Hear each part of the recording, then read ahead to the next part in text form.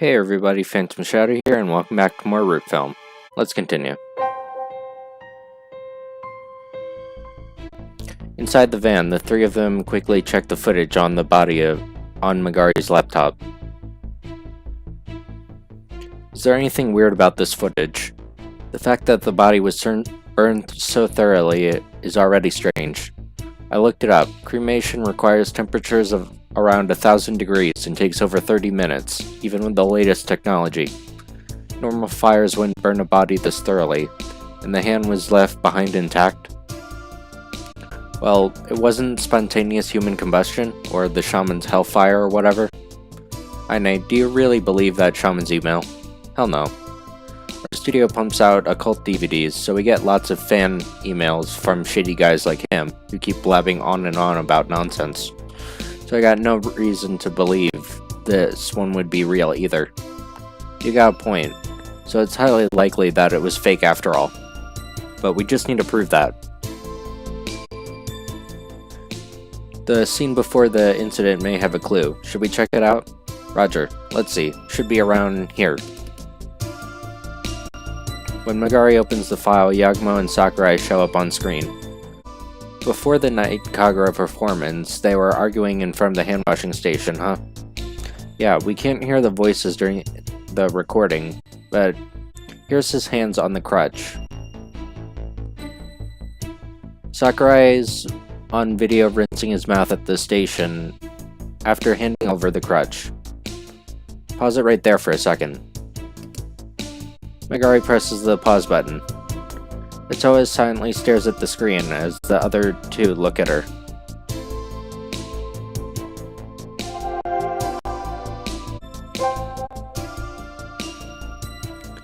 He's just kind of warm for the season, huh? True, I'm sweating just looking at him. Why is he wearing such thick clothes anyway? I don't know, but there must be an important reason for that. Important reason, huh?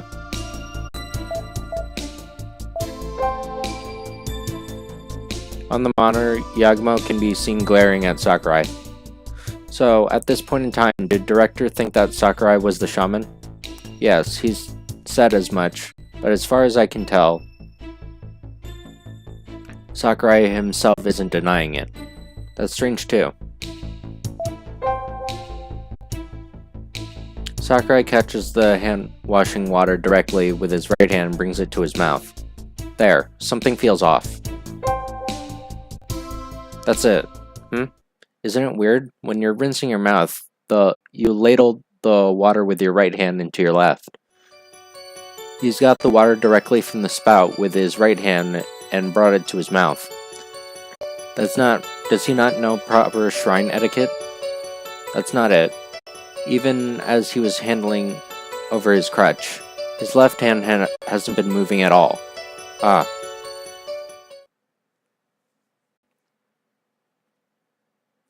The moment Hitoa says that, everyone in the van freezes and falls silent. Eventually, a stiff-faced Megari murmurs, "Guys, I had the scariest thought just now." Me too. Well, let's all say it at the count of 3, okay? Okay. Okay, 1, 2, 3. His hand was already amputated. The words they say in perfect harmony echo inside the van.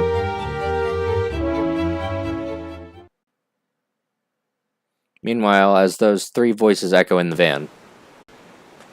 After evading police pursuit, Yagumo reaches the Kuni Yuzuri Beach, that is, Asaya Beach. This land was once sieged by heavenly troops until Okuninushi, ruler of Izumo, vowed to transfer the land back to heaven in the Kuni Yuzuri. Good grief, I stand out like a sore thumb all alone at night. If the police find me here, they're definitely gonna question me. Yagumo keeps looking around as he checks the time. Sorry, 9:10. 10 minutes past the time Yugen Sai Kumashira scheduled. Damn it, the hell is he dragging his feet for? Another 10, 20 minutes. Time passes without anyone showing up. What the hell is going on? No way. Yagumo takes out his powered-down phone and stares at the black screen for a while, but eventually he makes up his mind and turns it on. Once it boots up, he gets a notification after notification after notification. Isogami and Megari have called him over and over. He smiles and swipes them away. Eventually, he finds the notification he expected and quickly opens up the email. You kept your promise. From Yugensai. Dear Max Yagumo, I confirmed your presence at Inasa Beach. I'm ever so pleased you kept your promise. However, I must take caution as you're being chased by the police. Please look for 300 Hiroge. There, I give you new instructions to see me soon. Soon we'll meet face to face. Can't wait. Damn it, stop screwing with me, you bastard. Yagumo shouts in rage at the email, and that seems to be mocking him. Turns off his phone and runs, nearly tripping in the sand over and over.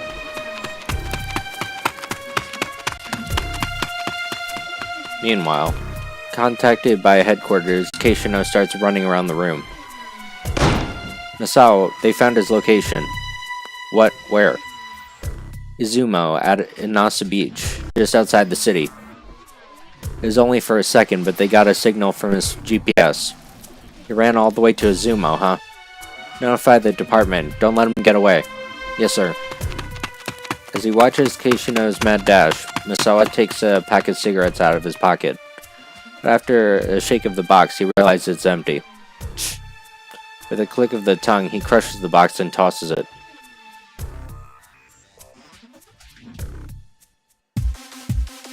Yagumo Part 4, Chapter 2.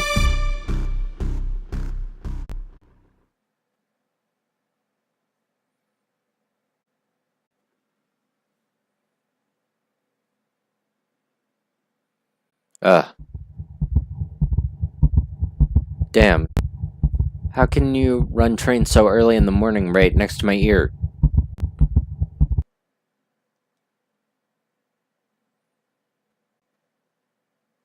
Huh?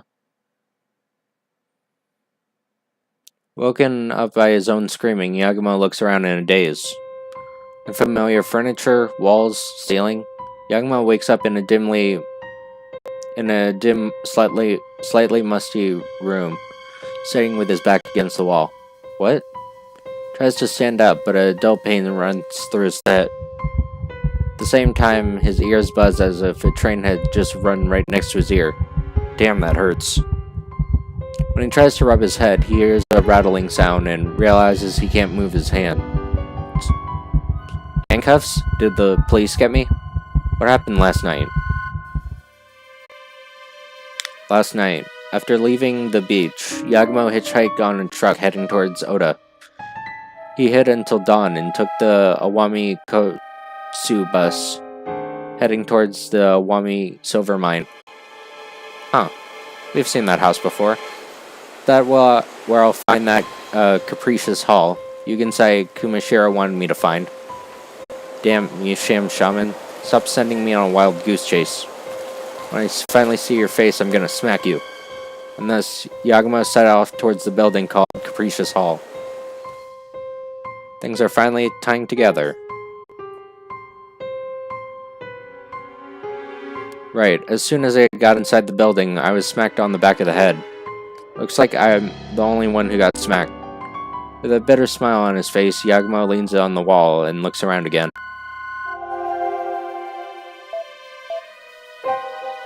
I think we know whose study this is. What is this, some sort of device? No idea what it's used for. Yagumo can't help but look at the device in the room. That looks so out of place compared to the decor. But no matter how much he looks on it, he can't figure it out, so he gives up. A sturdy wooden desk comes into view. There seems to be something on top of it, which Yagumo can't seem to see. Can't even stand up thanks to these handcuffs. The door is shut, but it's impossible to tell if it's locked just by looking at it. That said, I got knocked out in handcuffs, so I doubt I'll just be let off the hook. The walls are faintly yellowed, with black stains here and there. Didn't notice when I saw it outside, but could this building be abandoned? Must be a pretty sketchy place if that's where that sham shaman lives. I should probably get my ass out of here as soon as I can. Wooden furniture of this quality must cost a pretty penny. The outside looked pretty fancy too. The owner of this capricious hall must be rich. The door opens with a click. When Yagumo looks that way, someone walks in, with the light shining behind them. Look who's finally awake. Huh?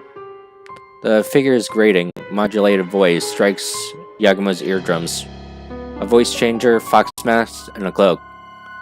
There's not a hint of this person's true form. Making someone fade is quite difficult, you see. You were hit so hard, I thought you were dead. What's with the getup? Are you Yugensai Kumashiro? Well, who cares? Good to see you're not dead. The live sacrifice has to be live, after all. Live sacrifice? That's what I said. If you excuse me, I must prepare. Wait, uncuff me. Request denied. Now be a good sacrifice and behave. After all, you can't escape the capricious hall. Any struggling is a waste of effort. Then at least give me food and water. No, any food entering your system will just reek during the dissection. Dissection? What do you mean dissection? Hey. Wait, damn it. The fox mask calmly leaves the room, ignoring Yagumo's barrage of shouting. Dissection? No way. This isn't a joke.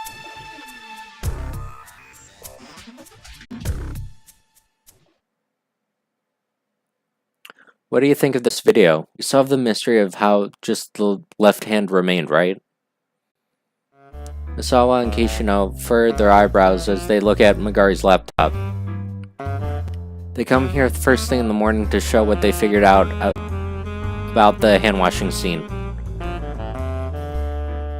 So let me get your story straight. What you're saying is, in order to escape from the police he fell out with, Sakurai tried to fake his own death, but then was actually killed.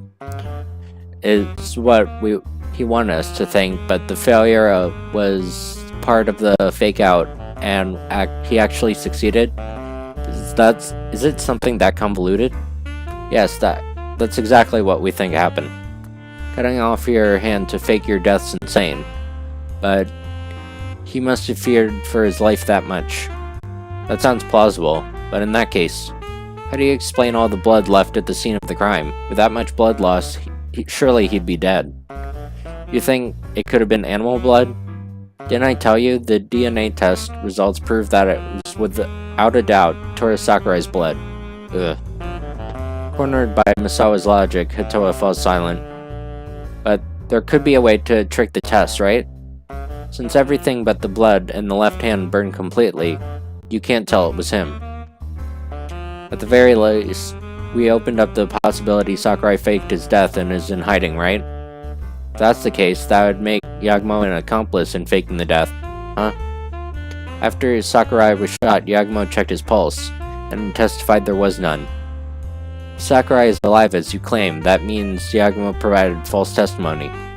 Well, regardless of it, if Sakurai is dead or alive, that doesn't magically make Yagumo innocent. Now, get out, we're busy. Okay. Drained of their energy upon arrival, Megari, Hitoa, and Kanade leave empty-handed. Once Misawa made sure they're gone, he turns to Kishino. So, has he been caught yet? Local department's sending people to search, but they haven't tracked him down yet. What about phone records? We're asking the telecommunications company. We should be getting them soon. Okay, he turned his phone on for a second, so he must have contacted someone. We can predict his destination if we get his phone records. Okay. What? Shouldn't we help them out? He's probably still in Izumo. It's fine. Leave it to the local department. But still, Misawa ignores Kishino's blatant dissatisfaction and changes the topic. Anyway, have you heard from the people Sakurai had a falling out with? A member of the fraud group arrested on another charge knew him, so we put the screws on him. So what about the cause of his injuries? Internal discord among the fraud group over money about 2 months ago. He was getting lynched, but found an opening and escaped. So that's why he had a crutch? Do we know what hospital he was treated at? Not yet, at least. In that case, let's get that investigated. Must have been a back alley doctor, or at least an under-the-table doctor, so that's a start. But why? Quit asking questions, let's just go. Yes, sir. Threatened by Misawa's angry glare, Keishino hurriedly follows behind him.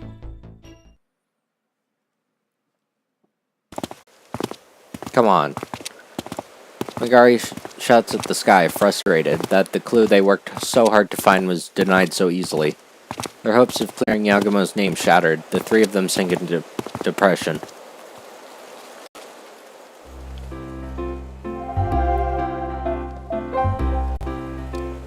Guess we got no choice but to solve the mystery of how Director's prints were on the murder weapon.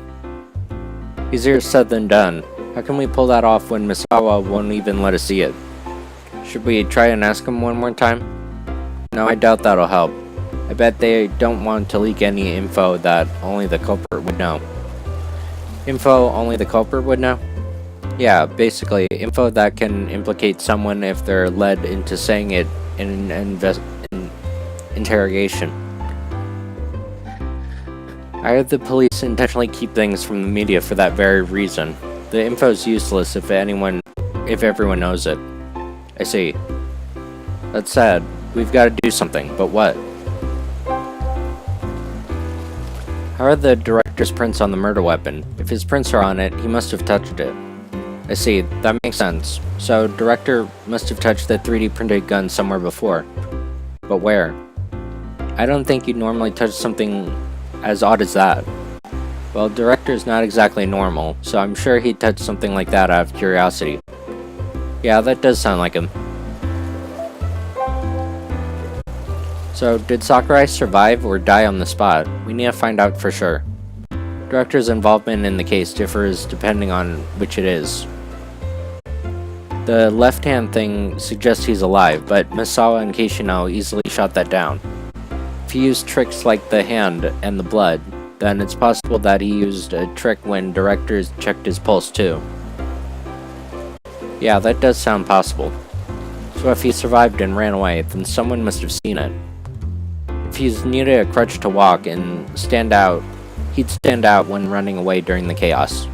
In any case, we didn't see him escaping in the same direction we did with the other audience members. Right. Which means it's quite possible he slipped in with the troop and left out the back. So it might be worth asking people in the troop about it. Guess we figured out what we need to do. Yeah, I think we're gradually getting closer to proving the director's innocence. We can't stop now. Alright, let's go. Yeah.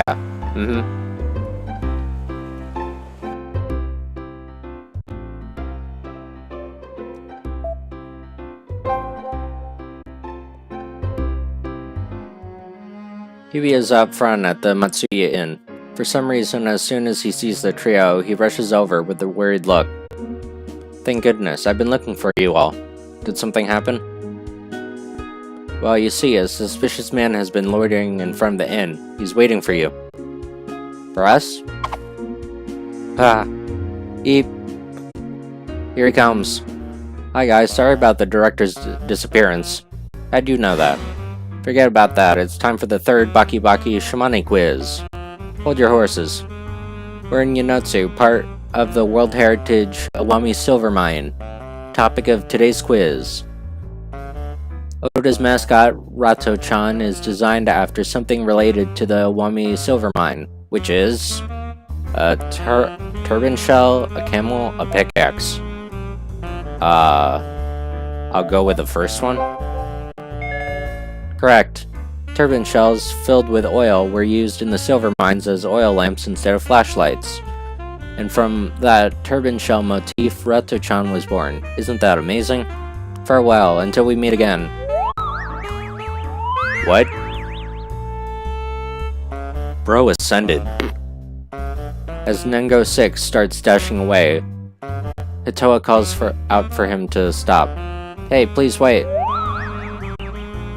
How do you know the director disappeared? Would you happen to know where he is? Until we meet again. You're just gonna ignore me? His voice falls on deaf ears as he disappears like the wind.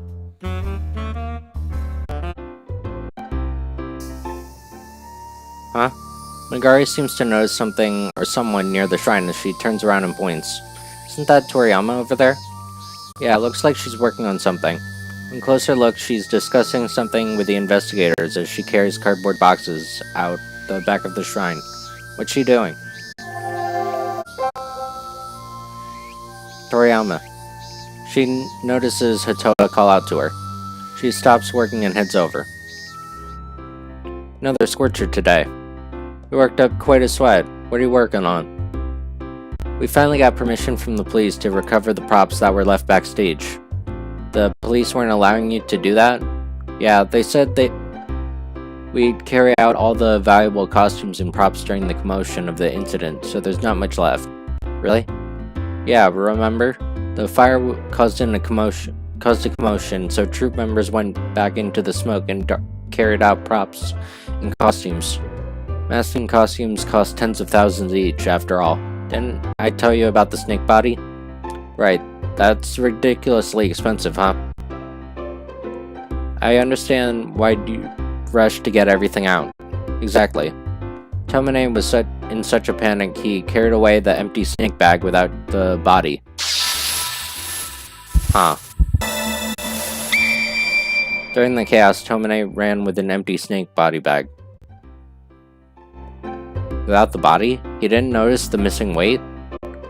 Well, I guess you might not realize something like that during a panic. Apparently nobody realized it was empty until he opened it later, not even himself. Also, our leader, Minagishi, grabbed a random trash can. We all had a good laugh about that. Huh. During the chaos, Minagishi ran with a trash can. You see, people grabbing trash cans and running out during earthquakes and old manga a lot. I never thought that happened in real life. Well, thankfully, the actor kids worked together to carry out the snake body. The two of them may look reliable, but they can be incompetent like that sometimes. As Toriyama laughs, the trio once again think that maybe she's the most reliable member of the troupe. So about that night, you all escaped out the back of the shrine? Yeah, we did. Did anybody outside the troupe escape that way too? No idea, it was chaotic, so I don't remember. But I don't think anyone besides our members escaped out the back. Why do you ask? Just a little curious. Toriyama looks like she wants to say something, but decides against it.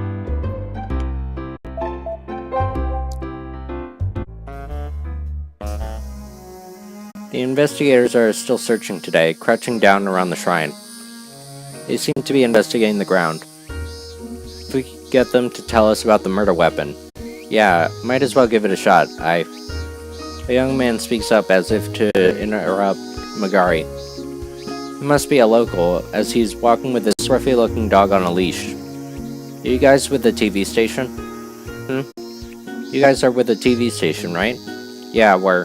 Magari steps up to the man, interrupting Hatoa. We're covering the incident for MHK. For real? Wow. When he hears that they're with the national network, the man takes out his phone with gleaming eyes. In that case, can I get you to buy my photo? Photo? Yeah, you see, I'm the one who found the murder weapon. You're the one who found it? That's amazing. Hatoa follows Magari's lead and butters him up. The man triumphantly continues. Okay, so the day before yesterday, I was walking my dog when I noticed something weird behind the shrine. I tipped off the police. Turns out it's the murder weapon, apparently. I made sure to take a photo of it when I found it. Want to buy my pic? Amazing, we'd love to put it up on the news. Can we have the photo data? Of course, but don't I get a tipster's reward? Sorry, but we're a public broadcasting station. We can't really pay rewards ourselves. Instead, how about we interview you for an appearance on nationwide TV? Like for real? Sure thing, let's do it. The man quickly sends the data to Magari's phone. Kanade turns off the camera as Magari conducts a mock interview. The man leaves ecstatic. Man, what an unexpected place to get a photo of the murder weapon, huh? So that's what the 3D printed gun looks like, huh? Oh, we've seen that handle before. Kinda looks like a gun, but kinda not. It's an odd shape. I feel kinda bad. That poor guy's looking forward to being on TV. He asked when it's on. Told him it's gonna air on September 31st. You're so mean. Megari's evil doing aside, the trio has successfully obtained a picture. Can I have a moment? Kanade, who's been thinking for a while, finally speaks up. Something on your mind, Kanade? When I saw that 3D printed gun, I got the feeling I saw it before. Really? Where? Don't tell me it was in Director's room. That'd make Director Max the culprit for sure, wouldn't it? Anyway, no. I feel like I caught it on frame sometime during our stay of this area, but where was it? In that case, let's recheck the footage. That could jog your memory. Yeah, I think it should. In that case, let's hurry to the van. Okay.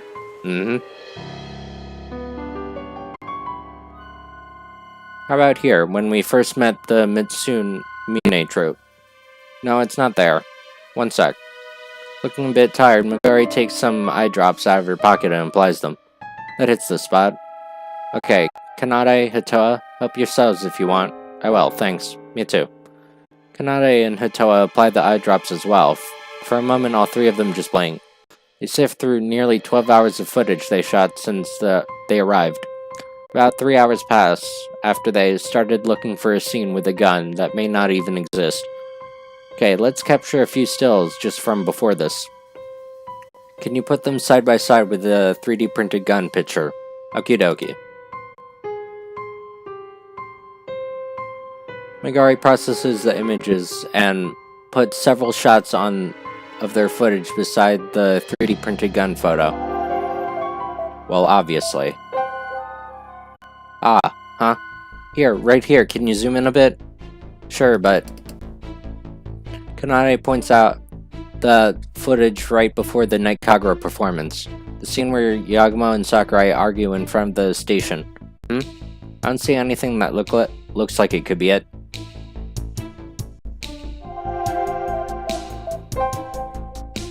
I knew it. It's here, look. Zoom onto the armpit of the crutch. Compare it to the picture. Megari quickly brings up the side-by-side view of the crutch's armpit and the 3D printed gun. Immediately they gasp. That looks exactly like part of the gun. The grip, yes. Such an odd shape. No wonder I remembered seeing it somewhere. So what does this mean? Please rewind it to just before you zoomed in. Look at this scene. Sakurai is handling the crutch to the director, but isn't he moving oddly?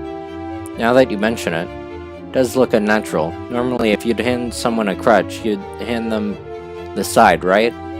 But in the footage, he's deliberately trying to make the director hold the top of it. Wait a second, isn't that how the director's fingerprints got on it? Maybe the director held the armpit part to get his fingerprints on it, and later removed the part and attached it to the gun as a grip. It explains how his fingerprints are on it. Yes, on a normal gun, the grips are on the magazine, but the 3D printed gun can't recreate such a complex mechanism, so the grip's just the grip. In other words, the part disguised as the armpit is definitely the grip. Damn it, so the director was set up. So if we show the police these pictures, we can clear him of his suspicion, right? Hopefully that's the case, but isn't there a problem?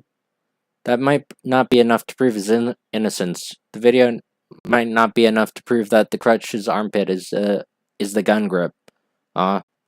It's fine. We'll just get more evidence, Hatoa. Like what?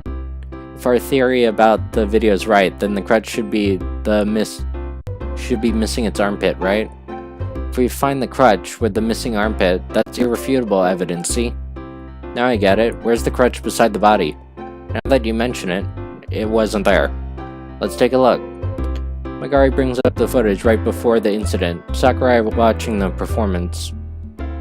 The crutch was already gone by the time he was seated. Reception's probably holding on to it, so performers and other guests won't trip on it. In that case, we can just ask people in the troupe. Exactly. The three of them nod and rush out of the van. In the community center room, it has become an empty hall of shell of its once festive self. Yet, Minagishi's there in a room by himself. You alone? Where are the others? Yeah, they got police permission and we apologized to everyone inconvenienced, so I got the remaining members to go home. Once me and Toriyama have finished retrieving everything, we're planning on going home too. Is that so? I don't know how to say this, but good work. Thanks. Well, it's a bit frustrating that the case hasn't been solved yet, but we've got to work. That's enough about us. Do you think you guys can clear your director's name? Speaking about that, we'd like to ask a question. What is it? So after the incident, everyone in the troupe used the rear exit backstage to escape the fire, right? Yeah, that's right. We had to bring out any props and costumes so they didn't burn up. Did anybody outside the troupe escape that way too? Anyone limping, maybe? Not that I saw. Besides, all the troupe members who ran away stuck around behind the shrine. As leader, I made sure everyone was safe, and I didn't see an unfamiliar face. During the incident, only troupe members escaped out the back. I see. Megari's shoulders droop in disappointment. Beside her, Hatoa seems to get an idea as she leans forward enthusiastically. Kagura performers wear masks, right? So couldn't one have worn one to blend in? I see, that's definitely a possibility. So, what do you think, Minagishi? Did you have one that too many masked people or anything? I don't think so. No dice, huh? Only 4 characters wear masks during Orochi, Tenazuchi, Ashinazushi, and Anadahime and Susanoo. Oh. When I checked the members, there is nobody else. All 4 took their masks off as they ran. No possible way somebody slipped in. I see. Megari and Hatoa's shoulders droop together. Concluding that there's no more clues to find here, the trio say goodbye to Minagishi and leave.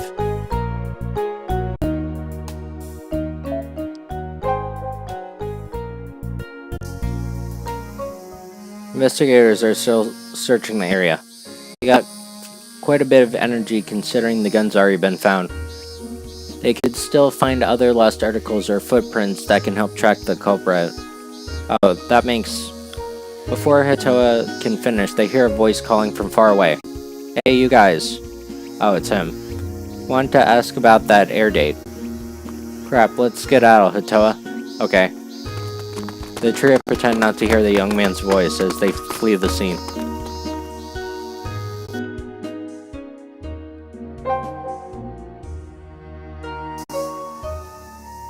Toriyama's at the Tatsunome Shrine. She occasionally talks to the police. Perhaps have gotten to know some of them. There's something I'd like to ask. Sure, what is it? Seems not even Toriyama is immune to the devilishly handsome looks. Her attitude towards the trio suddenly changes as her voice becomes more gentle. Kanade continues, ignoring Megari and Hatoa as they grin and nudge at each other behind Toriyama. So there was a crutch stored backstage. I think someone in the audience left one with reception during the performance. A crutch, huh? Oh, right, there was. Someone at reception took a crutch from an audience member and took it backstage. I know it, so where is it? I like to assume it wasn't reclaimed during the chaos. Now that you mention it, what did happen to it? Kinda just disappeared all of a sudden.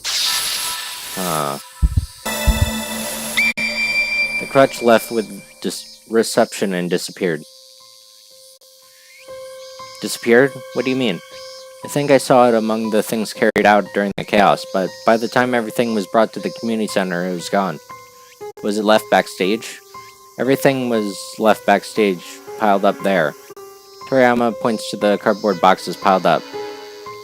I just checked everything in the boxes, but didn't see a crutch anywhere. I see. If the culprit took it and hid somewhere, probably. Good grief. If we could just find it, we'd be good as done here.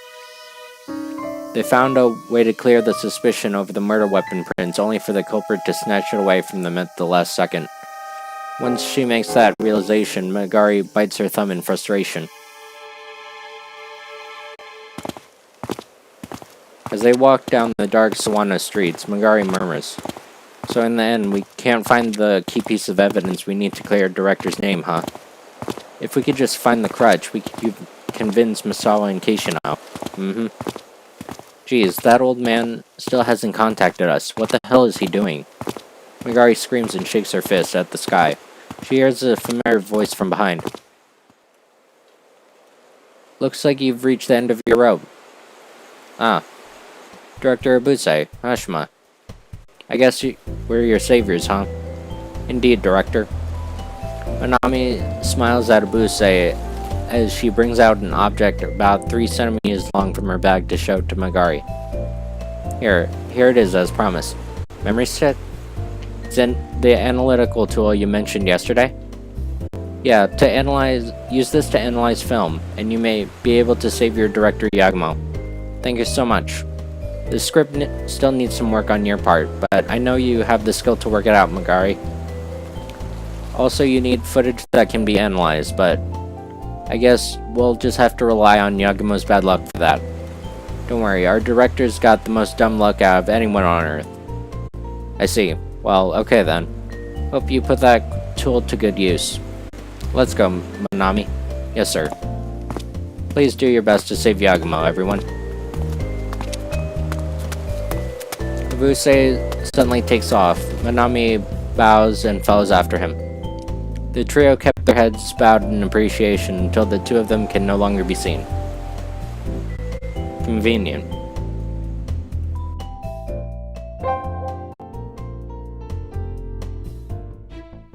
Whoa, so that's what it was. Way to go to Director Abuse and Manami. I get it now. This could definitely work. Magari speaks up after transferring the data from the memory stick to the laptop. What kind of tool is it? Director Abuse said it was a film analyzing tool, but how? It's a sound analyzing tool for videos developed overseas. I read about it in news articles. We can use it to pinpoint where sounds are coming from in videos. I see, but how will that help us? Ah, you mean we could use it for that one time? What time? During the Night Kagura performance when Sakurai got shot. We used that tool on the footage. Right, we can locate where the gunshot came from. And if it didn't come from the director's direction, then it'll prove that he didn't shoot him. Exactly. Now let's do this. Magari opens the script file from the memory stick and starts dragging the video and sound task data from the video software into the control menu. The sound of her typing echoes throughout the van. Toa and Kanade watch with bated breath, but eventually Magari stops typing, furrows her eyebrows and scratches her head. What's wrong? The thing is kinda tricky. It's harder than I thought. Huh? The video's got too much noise, the orchestra, the audience, too many layers. I'm trying to see if there's some way to budget, but it might be hard with this angle alone. So, we just need footage from another angle? If we had any, we could derive a more precise answer by analyzing them side by side, but in that case, I got an idea. Huh? Hang on, I'll go get it real quick. Wait, Hatoa? Ignoring Magari's voice, Hatoa opens the door and dashes off into the night. Probably the old dude? When she finds who she's looking for at Matsuya entrance, Hatoa dashes over, gasping for air. Hibiya. Oh, I'm Mikado, right? You okay? Hang in there. You should go rest. Hibiya rushes over and tries to help Hatoa, who starts coughing. Hatoa denies with a wave of her hand, as she squeezes out her voice between breaths. Hibiya, I'd like to borrow something from you. For me?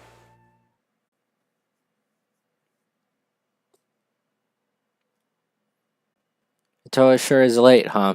I'll go look for her. In that case, I'll come too. Just as Kanade and Magari get up. Ah. Sorry for the wait. Hatoa, how far did you go? I went to see Hibiya. Hibiya? Right, now that you mention it, he did say he had footage of the incident, didn't he? Yeah, he had a backup of what he turned into the police, so I borrowed it. Yeah. Magari accepts the memory stick from Hatoa as if it was a prized treasure and cheers for joy. We got footage from 2 angles. I'm sure we can pull this off now. Good job, Hitoa. Happy I could be useful. Alrighty. Well, it's my turn to shine. You two can go back to the inn. But side-by-side analysis may take until morning, and I can concentrate better when I'm alone. Come on, Amakata. You should rest. You look tired. Besides, we'll just get in Megari's way. Okay.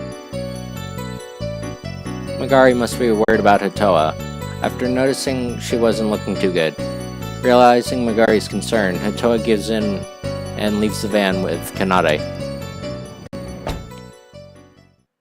Now then. With the van to herself, Megari transfers the video data to the memory stick to her laptop and slaps her cheeks to wake herself up. Alright, time to switch into serious mode. After regaining her motivation, Megari fiercely tips away.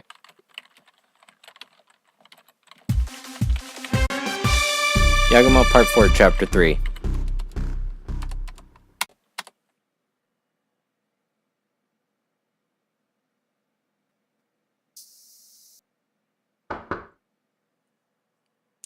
Aine, you there? With the light of the morning sun at their backs, Hitoa and Kanade open up the van and look inside. Aine? What they find is an exhausted Megari hugging her laptop. No way. If Kanade and Hitoa are startled for a second, but... She's asleep, right? Kanade and Hitoa look at each other and chuckle. They gently try to wake her up, but before that... is that... They see the results of Megari's overnight work displayed.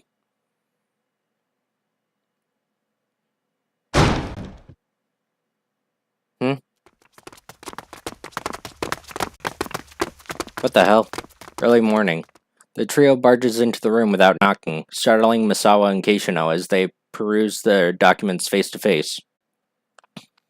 Megari steps forward and opens up her laptop, shows it to them without saying a word. What? Hello, here's the item you ordered. What the hell did we order?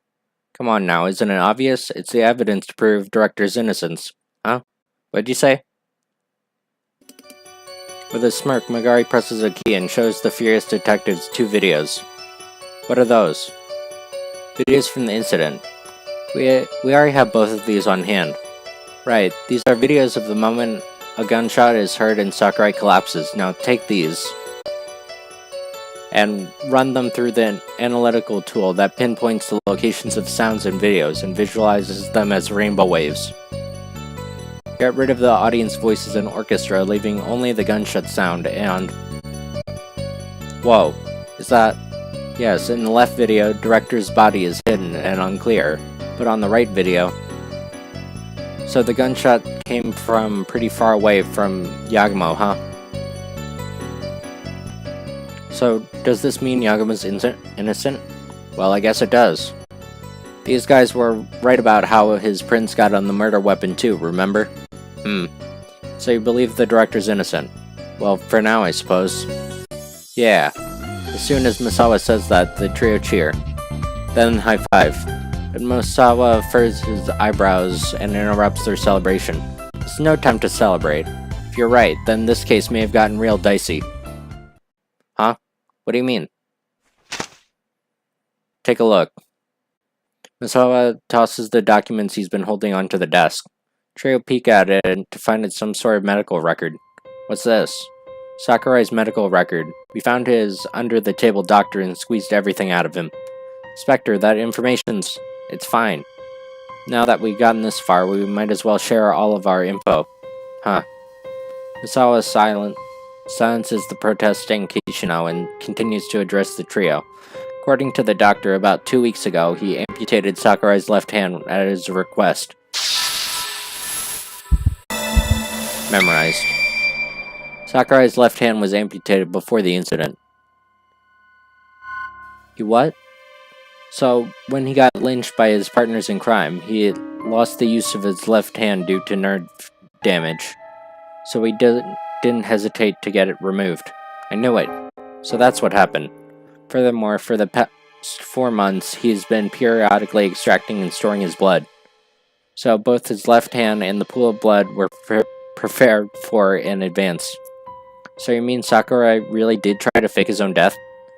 Yes, he burned up his body, which was probably also a fake. Forensics found trace amounts of light napathia at the scene of the crime.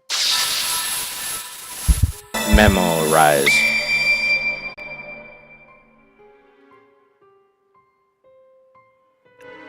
Light napathia? A fuel that burns at low temperatures. It's used in photography since it's unlikely to cause burns. I see. Must have gotten somewhere. He must have gotten someone else's ashes, left them at the scene with his severed left hand, and ran off, huh? It would appear so, and he's successfully pinned the whole thing on Yagumo. Doesn't look like he wanted to pin it on just anyone, huh? I don't know for sure, but it's hard to think of any possibility other than him trying to frame Yagumo from the start. To tell you the truth, we got Yagumo's call and email log from the telecommunications company. Judging from his emails, he's been running away to meet with a shaman named Yugensai Kumashiro. Yugensai? Director did mention that guy's name. Yeah, just as the email specified, Yagumo did go to Inasa Beach the day before yesterday, according to the GPS data. So he's been the one pulling the strings behind this incident? Yes, it's Yugensai Kumashiro. And from what we can tell from his emails, he's attached to Yagumo for some reason. If this Kumashiro and Toru Sakurai are the same person, or affiliated with each other, what? No way. The director could be in serious danger. There's a possibility we must consider. You gotta be kidding me. Is the director safe? If you know he was at the beach, surely you caught him already. We tracked him down to the next jurisdiction, but we don't know where he went after that. Why are you sitting on your asses? This is the sort of thing we pay the police to fix, isn't it? Yeah, at this rate, the director could be in danger. I know, calm down. How could you expect us to be calm? You gotta find director quick, or... Just calm down already. Anyway. Your analyzed video thing proves his innocence. He'll be taken off the wanted list immediately. Instead, we'll be searching for him with the prefectural police to protect him. Is that okay? In that case, we'll look for him too. Are there any other clues to where he is? Yeah. Anything hinting where he went after the beach? Misawa hesitates for a while before letting out a deep sigh and turning to Keishino. Show them the thing. Yes, sir. Keishino takes a sheet from the stack of documents and hands them to Megari. It's a log of Yagumo's emails to the police. It's a log of Yagumo's emails the police somehow obtained from the company. You kept your promise. From Yugensai. Dear Max Yagumo, I confirmed your presence at the beach. I'm ever so pleased you kept your promise. However, I must take caution as you're being chased by the police. Look for 300 Hiroge. There I'll give you new instructions to see me. Soon. Soon we'll meet face to face. Can't wait. 300 Hiroge? As far as we know, this is his last contact with Yugensai. As for what 300 Hiroge means, your guess is as good as ours. In Izumo, where Inasa Beach is, there's also Hiroge Beach in the ruins. Naturally, we got officers patrolling those areas, but no sign of anyone resembling Yagumo. I see. We gotta try searching that area. If you guys figure out anything, contact us. Now, let's go, Keishino. Yes, sir. Misawa hands Megari a business card as he quickly drags Keishino out of the room. Megari looks down at the card. Alongside Misawa's name and title is contact info for the police headquarters, as well as Misawa's personal cell number written in pen.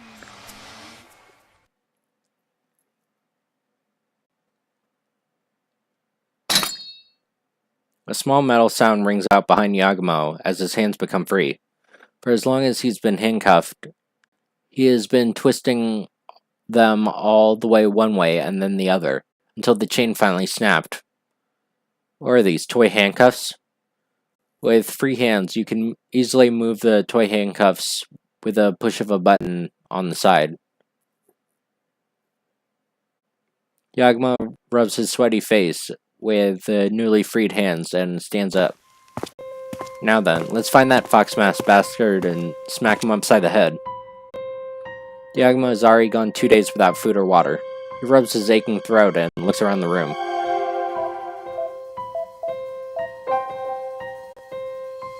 There's a mini fridge, like the ones you would expect to find in a business hotel.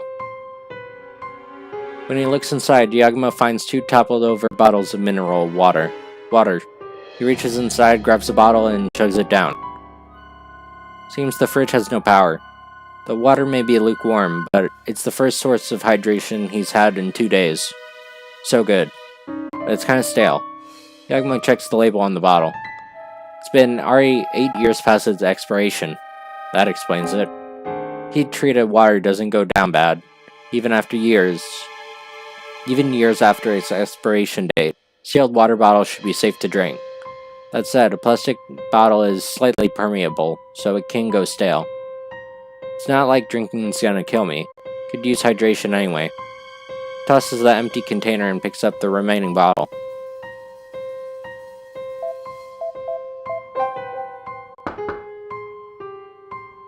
Yagumo tries pounding on the wall, which only results in a heavy echo. Seems pretty sturdy. Guess I'm not busting this wall down anytime soon. Looks on top of the desk. He didn't notice when he was seated and bound, but there's a pile of books, a fountain pen, and Japanese writing papers scattered about. This paper is really yellowed with age, but there's some unfinished text on it. Does this building belong to a writer? When he casually flips through the papers, finds a familiar wallet and phone placed haphazardly underneath the pile. It's my wallet and phone. Now, why did that bastard leave them here? He checks his wallet, but the contents seem to be untouched. Yagumo sighs in relief and pockets his wallet and phone. Maybe at this point I should call the police. I'm not dealing with an honest, sane person here. Yagumo readies himself and turns on his phone. Once it boots up, he dials 110, puts his phone up to his ear and waits, only for the call tone to be looping. Weird. Shouldn't take this long. He hangs up and checks the phone screen. On the top right, it says no service. How far out in the sticks am I? No wait, Capricious Hall's here in Iwami. No way I'd be out of the network in this day and age. Which means the building itself must have some sort of radio wave shielding on it. With that thought in mind, Yagumo decides not to waste his battery anymore and pockets his phone. He approaches the device and stares at it. Looks like a pipe is connected deep inside. What kind of device is this? Brings his face close and tries listening, but it's not making a sound. The more I look at this device, the less it makes sense. He looks at the things on the desk again. Everything's covered in dust. Nothing's seen use recently. I thought I'd find a clue to who's behind that fox mask, but I doubt that bastard's been using these things. Yagumo tries to open the door. The knob turns, but as much as he pulls, it won't budge. Door's locked too. Stoops down and squints, trying to peek through the keyhole. Through the gap, he sees a thin sheet of metal lying horizontally. It's just a sliding latch lock, huh? In that case. Yagumo gets the thinnest card from his wallet he retrieved, an electronic store rewards card, and sticks it into the door's gap. He then slowly slides the car upward until he feels the latch click open. What a cheap lock. Yagumo scoffs as he opens the door and heads out into the hall. It's cold. In the hallway, Yagumo can't help but hug his body as he shivers. For some reason, the floor's AC is turned on high, so it's cold and dry even though it's summer. What's up with that? It's not just that hot wearing a cape and fox mask. Seriously doubt you'd wear that entire getup 24/7 though. Yagumo looks around but can't find anything that resembles a window. Am I underground? In that case, I can't let myself get caught by that fox bastard.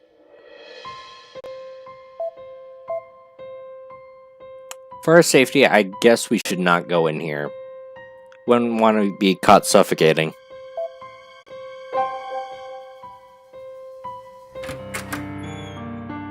When he gets into the room, he smells the unfamiliar scent of old books when you get a used bookstore. The shelf is taller than Yagumo, with various textbooks on history, medicine, and climatology. Is this a reference room? Doubt I'll find any food in here.